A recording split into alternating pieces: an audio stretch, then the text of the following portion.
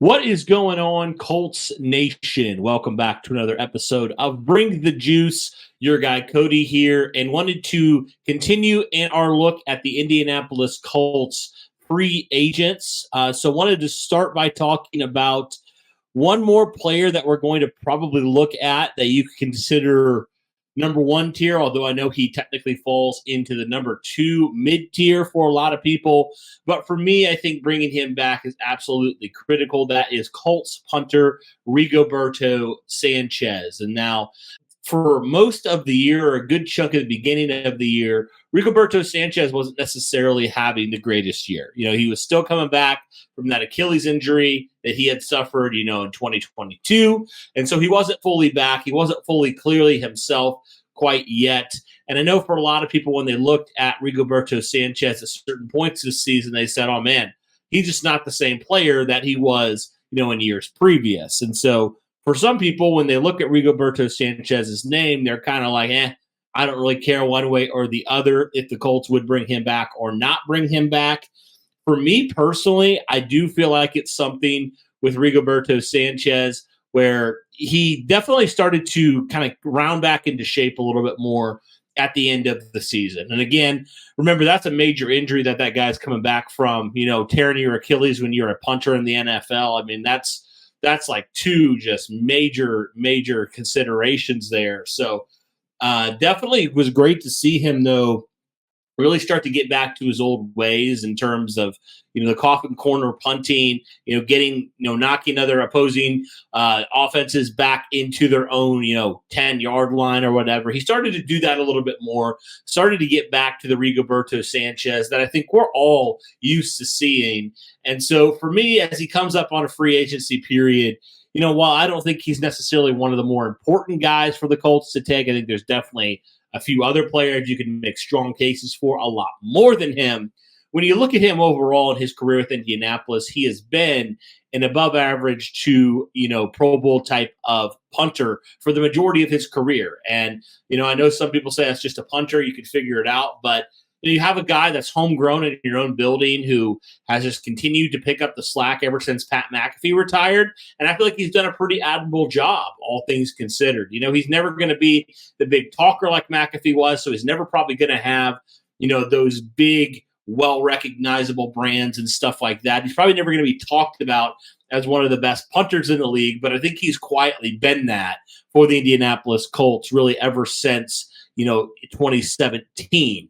So with that being said, I do feel like he's a guy that, you've seen what he's capable of in the past. Yeah, this year he was still a little bit slow in some areas, was still kind of getting back and rounding into shape for him, still getting, to that full recovery, even though he did participate. It just takes time with an injury like that.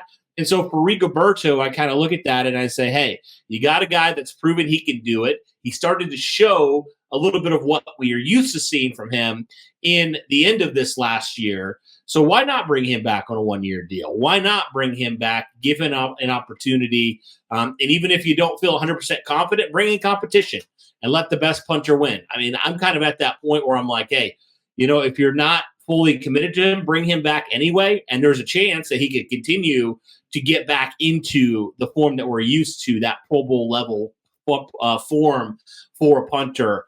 And so for those reasons, I just think he just does so much for the Colts. He handles things from kickoff to, holding and all that stuff. He is so valuable to what the Colts do on their special teams.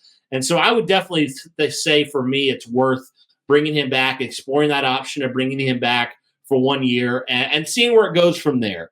And I really do think that he has a great chance to bounce back in a strong way. And I think the Colts will be wise to give him an opportunity. I know they've given other guys opportunities, when they've dealt with some injuries in the past, kind of a prove it type of deal. I think that would not be anything, bad for Rigoberto at all. And I think he definitely has the chance to prove that. Now, again, how much of that Achilles injury, potentially not allow him to get back to that point? I guess we'll have to see on that. But I would definitely give him a full off season, over 2 years since that happened by the time he'll start kicking, for next year. And so just give him, another year to see. And hey, if it's still not where you want it to be, then explore a punter option next year.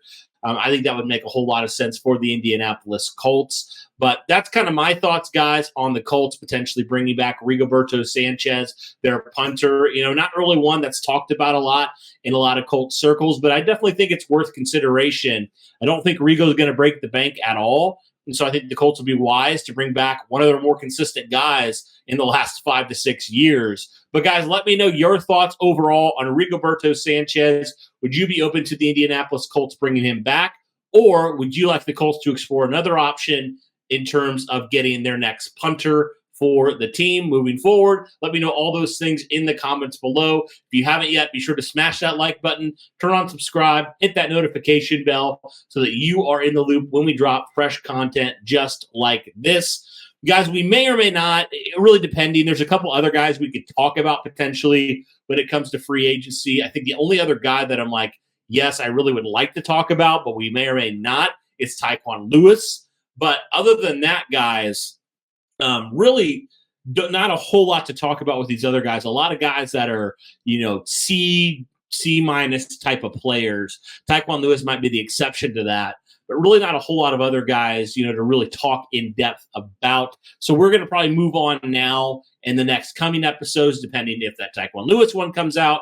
We may or may not do that, but regardless, we're going to start talking about some outside free agents. Again, we're still a long ways away from free agency, still a long ways away from all of that stuff, but we wanted to start talking about that.